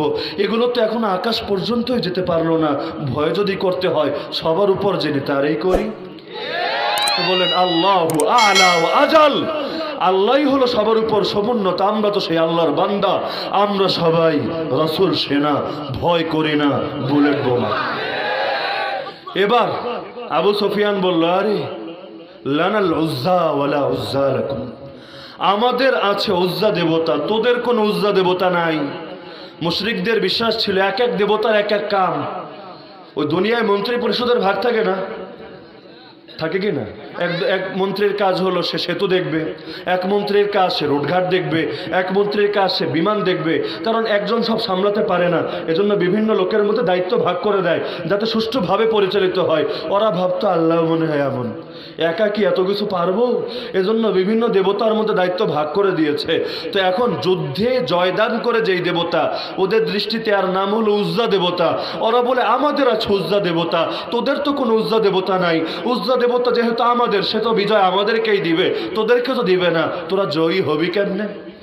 আজকাল দেখেন না ভারতের মধ্যে প্রায় এমন নিউজ আসে, কোনো মুসলমান রাস্তা দিয়ে যাচ্ছে, ট্রেনে চড়বে অথবা কোনো পাবলিক বাসে আরোহণ করবে, হঠাৎ এসে কোত্থেকে উগ্র হিন্দুত্ববাদী শক্তিরা, আরএসএস বা বিজেপির লোকগুলো এসে নির্যাতন শুরু করে দেয় আর বলে বল জয় শ্রীরাম। কেমন নিউজ পান নাই? বল জয় শ্রীরাম। যদি বলে জানে ছেড়ে দেয়, যদি না বলে পিটাতে পিটাতে কাউকে মেরেই ফেলে, কাউকে চিরতরে পঙ্গু বানিয়ে ছেড়ে দেয়, কাউকে জনমের মতো আহত করে রাখে। যদিও এগুলোর কোনো বিচার হয় না। ওরা ভাবে, আপনি চিন্তা করেন একটা বাক্যের জন্য মারার দরকার কি? আরে আপনার চোখে বাক্য, ওদের চোখে বাক্য না। ওরা বিশ্বাস করে আমরা রাম রাজ্য প্রতিষ্ঠার স্বপ্ন দেখছি। এখন সবাই মিলে যদি রামের নামে জয়গান গায়, আবু সুফিয়ানের সঙ্গে মিল পাওয়া যাচ্ছে কিনা? রাসূলের যুগের মুশরিকদের সঙ্গে মিল পাওয়া যায় কিনা? ইতিহাস ঘুরে ফিরে নতুন নতুন রূপ নিয়ে বারবার সামনে আসে, ওষুধ সব যুগে একই থাকে। তো সেই আবু সুফিয়ান যেমন উজ্জা দেবতার নামে জয়ধ্বনি দিয়েছিল, এখন এরা জয় শ্রীরাম। ওরা ভাবে সবাই মিলে ভাবে রামের নামে জয়গান গাইলে মনে হয় রামের বিজয় হবে। কিন্তু ওরা জানে না দুনিয়ার সবাই মিলেও যদি রামের নামে, কৃষ্ণের নামে, হনুমানের নামে, দাজ্জালের নামে জয়গান গায়, তারপরও বিজয়ী একমাত্র আল্লাহই হবে।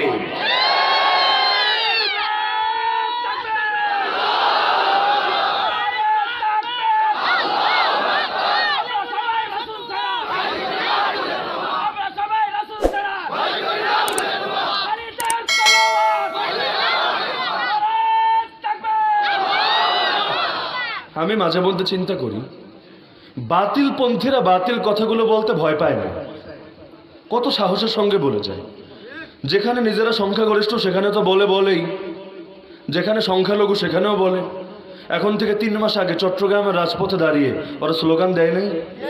প্রথমে বিভিন্ন দলের নাম নিয়ে ওদের দুই গালে জুতা মারো তালে তালে বলতে বলতে শেষে গিয়ে ওরা তাকবীর দিয়েছে। কুরুক্ষেত্রের হাতিয়ার গর্জে ওঠে আরেকবার।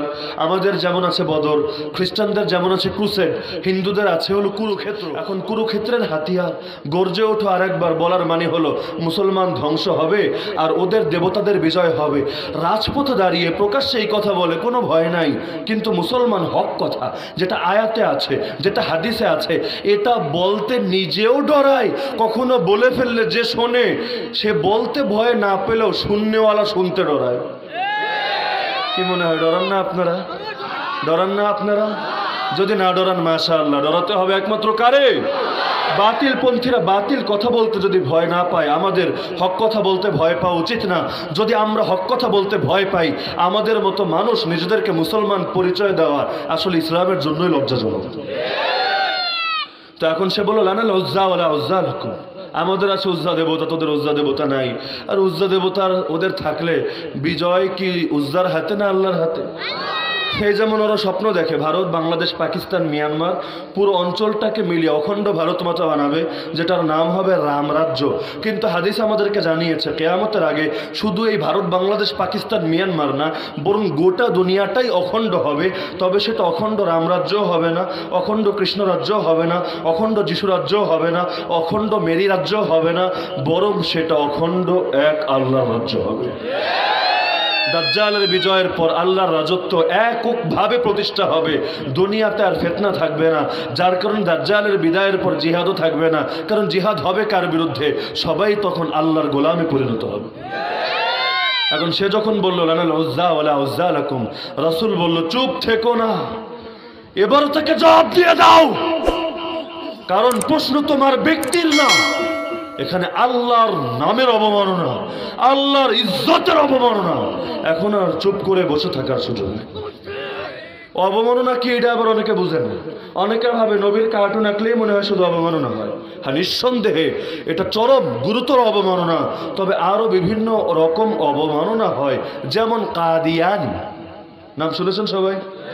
যারা নিজেদেরকে দাবি করে আহমদি মুসলিম জামাত, ওরা বলে গোলাম আহমদ কাদিয়ানি হলো একজন নবী, অথচ আমরা জানি আমাদের নবী হলেন খাতামুন নবিয়্যিন, সকল নবীর শেষ নবী। তো আমাদের নবী যদি সকল নবীর শেষ নবী হয়, তাহলে কাদিয়ানি এবার কেডা? তো এখন সে যখন নিজেকে নবী দাবি করলো, এতে আমার নবীর অবমাননা হয় নাই? আল্লাহ রসুলের যুগে 2টা ভণ্ড নবী ছিল। নবী শুধু এটা বলেন নাই ওদেরকে কাফের ঘোষণা করতে হবে, বরং নবী বাহিনী পাঠিয়ে দিয়েছেন, যেই জিব্বা দিয়ে আল্লাহর নবীর পর কেউ নিজেকে নবী দাবি করবে, সেই জিব্বাটা টেনে ছিঁড়ে ফেলা হবে এবং সেই কল্লা নবীর কদমে এনে হাজির করা হবে। আল্লাহর নবীর যুগে 2টা ভণ্ড নবী ছিল, একটার নাম মুসাইলিমা কাযযাব, আরেকটার নাম আসওয়াদ আনসি।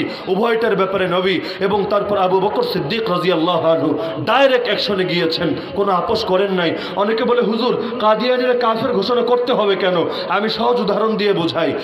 2 বিপরীত মুখে জিনিস এট এ টাইম হক হতে পারে না।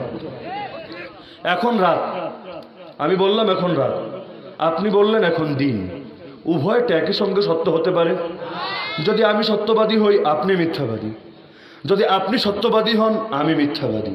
একই সঙ্গে কিন্তু দুটো হওয়া সম্ভব? আমরা বলি নবীর পর নবী নাই, ওরা বলে নবীর পর নবী আছে, সেই নবীর নাম গোলাম আহমদ কাদিয়ানি। 2 বিপরীত মুখী 2 আকীদা। আমরা মানুষের অন্তর চিরে দেখতে পারি না কে মুসলমান আর কে কাফের। অন্তর চিরে কাউকে মুসলমান বলি নাই, অন্তর চিরে দেখেও কাউকে কাফের বলবো না। আমরা বাহ্যিক অবস্থার মুকাল্লাফ, বাহ্যিক অবস্থা দেখেই ফয়সালা করি। মুসলমান কারে বলি? যে মুখ দিয়ে একটা বাক্য বলে আশহাদু আল্লা ইলাহা ইল্লাল্লাহ ওয়া আশহাদু আন্না মুহাম্মাদান আবদুহু ওয়া রাসূলুহু, এই বাক্যের কারণে মুসলমান বলি। এখন এর বিপরীত বাক্য যদি ওই একই মুখ থেকে বাইর হয়, ওরে মুসলমান বলবো না কাফের বলবো? মুসলমান বলার সময় যেমন অন্তর চিরে দেখি নাই, কাফের বলার সময় অন্তর চিরে দেখতে হবে না। আমরা দেখব কার বিশ্বাস, কার কথা, কার কাজকর্ম ইসলামের সঙ্গে সাংঘর্ষিক, কার মধ্যে ঈমান ভঙ্গের কারণ পাওয়া যায়। উজু ভঙ্গের কারণ পাওয়া গেলে যেমন উজু থাকে না, রোজা ভঙ্গের কারণ পাওয়া গেলে যেমন রোজা থাকে না, নামাজ ভঙ্গের কারণ পাওয়া গেলে যেমন নামাজ থাকে না, ঈমান ভঙ্গের কারণ পাওয়া গেলে ঈমানও। এখন কারো ভেতরে ঈমান নাই, নিজেরা দাবি করে মুমিন, এখন আমি কি করব? তারে মুমিন বলবো না কাফের? হ্যাঁ, যদি বলেন না কাদিয়ানি মুসলমান, আমি বলবো তাহলে মেনে নেন আপনি কাফের, কারণ দুই বিপরীতমুখী আকীদা একই সময়ে সত্য হতে পারে না। যদি বলেন কাদিয়ানি মুসলমান, আপনি কাফের, যদি বলেন আপনি মুসলমান, তাহলে সে কাফের। এখন তারে মুসলমান বলার অর্থ হলো কুফুরকে ইসলাম বলা, শিরিককে তাওহীদ বলা। নাউজুবিল্লাহ, কুফুরকে কেউ ইসলাম বলে তারও ঈমান থাকে না। এ কারণে আমরা স্লোগানই দেই কাফের কাফের, কাদিয়ানীরা কাফের, যারা তাদেরকে কাফের মানবে না তারাও কাফের। আজকাল দাবি জানাতো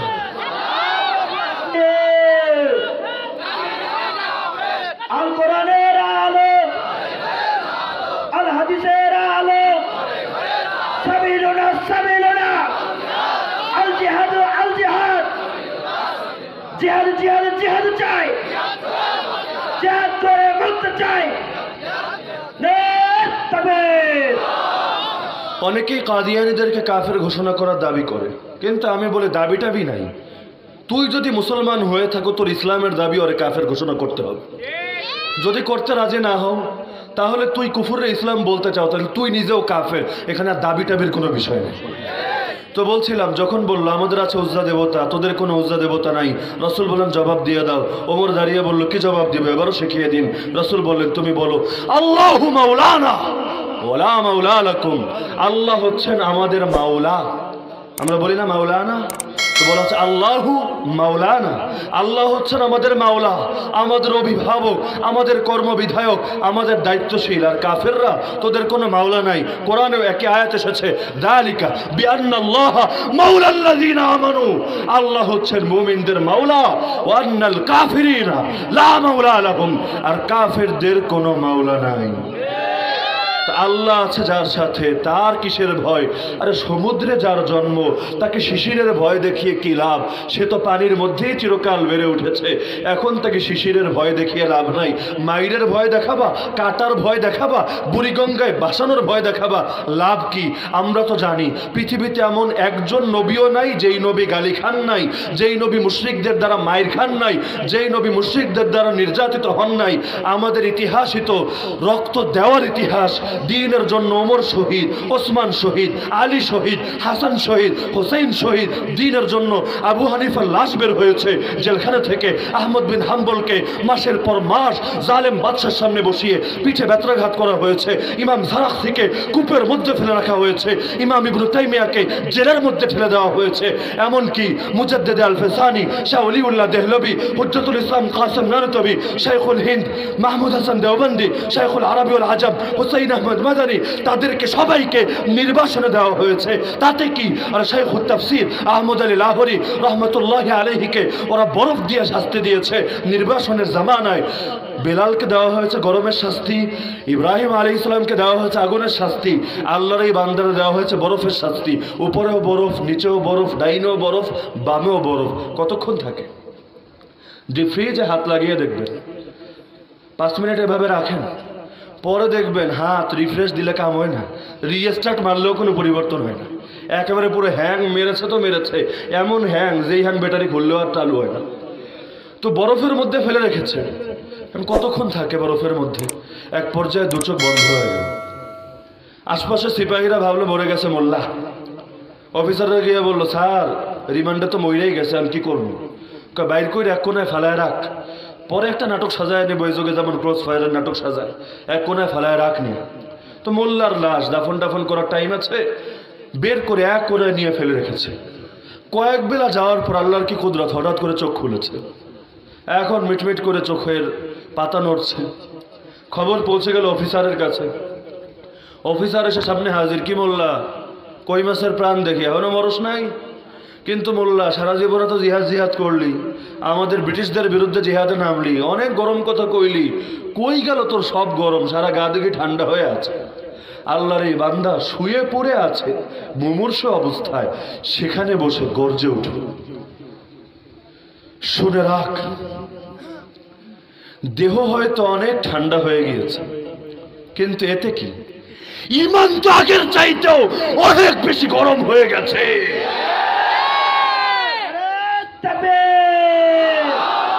আল কোরআনের আলো,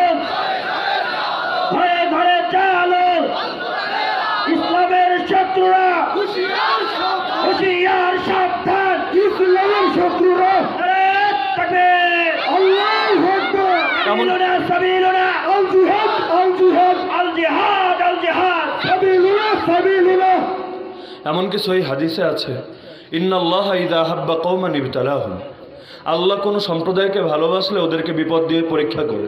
স্বর্ণ যেমন পুড়িয়ে ব্যবহারের উপযোগী করে, অনেক কিছুরই পুড়িয়ে যেমন খাঁটি করতে হয়, তো আল্লাহ তাআলা মুমিন বান্দারে বিপদে ফেলে পরীক্ষা করেন।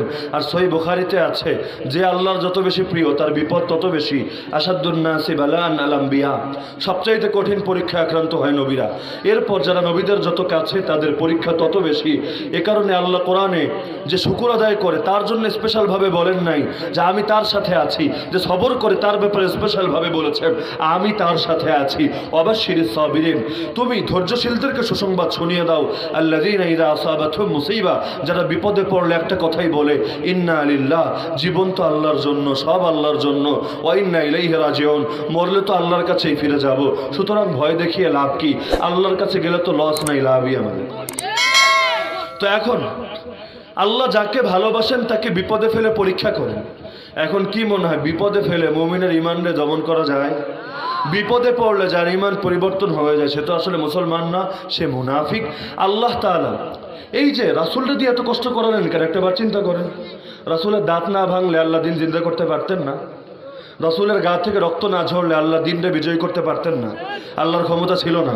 তো রাসূল এত পেয়ারা আল্লাহ, আল্লাহর বন্ধু, সর্বযুগে সর্বশ্রেষ্ঠ মহামানব, এত নির্যাতিত কেন হলেন তিনি?